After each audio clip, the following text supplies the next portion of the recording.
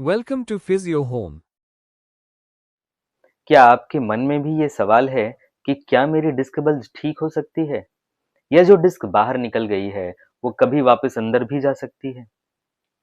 नमस्कार दोस्तों, मैं हूं आपका फिजियो डॉक्टर अक्षय चौधरी और आज आपके इन्हीं सारे जरूरी सवालों का जवाब दूंगा। अक्सर बहुत से लोग ड्यूरिंग कंसल्टेशंस और कमेंट्स में पूछते हैं कि डिस्क को रिपेयर कैसे करें। पिछली वीडियो में हमने समझा था कि डिस्क बल्ज के टाइप्स क्या होते हैं।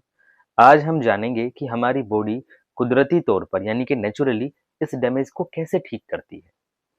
ये वीडियो आपके लिए बहुत ही इम्पोर्टेंट होने वाली है और इसमें आपको बॉडी के वो सारे नेचुरल हीलिंग स्टेप्स बताऊंगा जिनके लिए आपको ना सर्जरी चाहिए ना इंजेक्शन। हाँ, सही एक्सरसाइज इस प्रोसेस को स्पीड अप जरूर करती है। तो चलिए वीडियो को लास्ट तक ध्यान से जरूर देखें। जब डिस्क अपनी जगह से बाहर आती है तो हमारी बॉडी उसे ठीक करने के लिए कई सारे स्टेप्स में प्रोसेस को शुरू करती है। अब ये प्रोसेस क्या है? जैसे ही बॉडी में प्रॉब्लम आती है तो हमारा इम्यून सिस्टम सबसे पहले एक्शन में आता है। डिस्क प्रोलैप्स के केस में भी ऐसा ही होता है। जब डिस्क का मटेरियल बाहर निकलता है तो बॉडी उसे एक फॉरेन मटेरियल या अनजान चीज समझती है जो नर्व को दबा रहा है। इस फॉरेन मटेरियल से लड़ने के लिए इम्यून सिस्टम वहां जाकर के इन्फ्लेमेटरी प्रोसेस स्टार्ट करता है और उस जगह पर पेन और स्वेलिंग आ जाती है। ये बॉडी का सबसे पहला डिफेंस मैकेनिज्म है जिसमें हमारी बॉडी एकदम से रुक जाने के लिए कहती है, क्योंकि अगर उस समय हम नहीं रुकते हैं तो वो इंजरी और बढ़ सकती है और क्योंकि उसको हील करने के लिए रेस्ट की बहुत ज़रूरत है।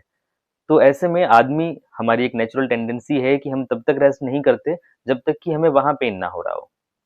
अब दूसरा स्टेप शुरू होता है जिसमें मैक्रोफेजेस और दूसरे इम्यून सेल्स वहां माइग्रेट करते हैं। ये सेल्स हर्निएटेड न्यूक्लियस को छोटे छोटे पीसेस में तोड़ करके फैगोसाइटोसिस के थ्रू खाना शुरू करते हैं, जिससे डिस्क फ्रेगमेंट का साइज कम होता चला जाता है।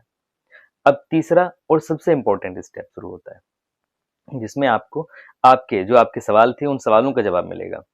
इस स्टेप में डिस्क के उस बाहर निकले हुए पार्ट का पानी सूखना शुरू हो जाता है। अब अगर सिर्फ प्रोट्रूजन हुआ है तो सही एनवायरनमेंट मिलने पर डिस्क उस बाहर निकले हुए हिस्से को वापस अंदर खींच लेती है। यहाँ सही एनवायरनमेंट से मेरा मतलब है कि सही समय पर की गई सही एक्सरसाइज। लेकिन जब एक्सट्रूजन हो तो जी हाँ, उस केस में बाहर निकला हुआ वो एक्सट्रूडेड पार्ट अपनी मेन ब्लड सप्लाई से अलग हो जाता है। न्यूट्रिशन ना मिलने की वजह से उस हिस्से का पानी धीरे धीरे सूख जाता है, एब्जॉर्ब हो जाता है और पानी सूखने के बाद वो हिस्सा एक बिल्कुल सूखे पत्ते की तरह श्रिंक हो जाता है और वहीं लटकता रहता है। इसलिए जब भी कभी ऐसा होता है कि आप एमआरआई कराते हैं तो आपकी वो एमआरआई में हमेशा दिखाई देता है।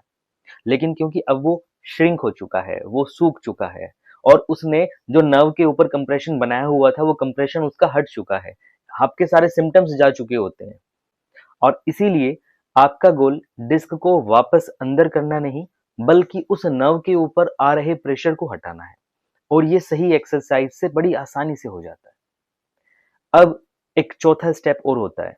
ये उन केसेस में होता है जहां पर एनुलस टियर होकर के डिस्क में बने हुए उस गैप को फाइब्रस टिश्यू फिल करता है और उस जगह पर एक स्कार टिश्यू बना लेता है। अब यहाँ पर एक नई प्रॉब्लम शुरू होती है। बाकी पूरे डिस्क में तो इलास्टिसिटी होती है बट वो जो नया बना स्कार टिश्यू है वो सख्त रहता है। इसलिए एक्यूट सिम्टम्स जाने के बाद भी लंबे समय तक रेस्ट में रहना नहीं होता है। हमें स्कार टिश्यू बनने के बाद जल्द से जल्द मोबिलिटी एंड एक्सरसाइजेस शुरू करनी है ताकि उस स्कार टिश्यू के अंदर भी इलास्टिसिटी बन सके। ऐसा नहीं करने वाले बहुत सारे ऐसे पेशेंट सामने आते हैं जिनका एनुलस टियर हील होने के बाद भी उनको स्टिफनेस और पेन हमेशा बना रहता है, क्योंकि अगर अर्ली मोबिलिटी स्टार्ट नहीं होती है तो स्कार टिश्यू समय के साथ साथ और भी ज्यादा सख्त होता चला जाता है। अब जैसे कि मैंने आपको बताया कि एक्सट्रूजन वाले केस में एक्सट्रूडेड पार्ट, वो बाहर निकला हुआ जो पार्ट है वो सूख जाता है बट वापस अंदर नहीं जाता है। लेकिन इसका मतलब ये बिल्कुल भी नहीं है कि एक्सट्रूजन यानी कि हर्निएटेड डिस्क वाले जो केसेज हैं वो पेशेंट ठीक नहीं हो सकते। वो भी पूरी तरह ठीक होते हैं, बस उनका हीलिंग मैकेनिज्म अलग होता है। जैसे मैंने आपको पहले बताया हमारा एम उस एक्सट्रूडेड पार्ट को, उस डिस्क बल्ज वाले हिस्से को अंदर करना बिल्कुल भी नहीं है।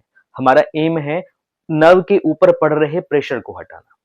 हमेशा याद रखें, आपका ट्रीटमेंट आपकी एमआरआई रिपोर्ट पर निर्भर नहीं करता है, बल्कि आपके सिम्टम्स पर निर्भर करता है। एमआरआई रिपोर्ट के नीचे हमेशा लिखा होता है, आपने देखा होगा, प्लीज कोरिलेट क्लिनिकली, यानी पेशेंट के सिम्टम्स के साथ मैच करें। हो सकता है आपकी 3 महीने पुरानी एमआरआई में डिस्क बल्ज दिख रहा हो, लेकिन अब आपको कोई सिम्टम ना हो, क्योंकि अब वो डिस्क श्रिंक हो चुकी है।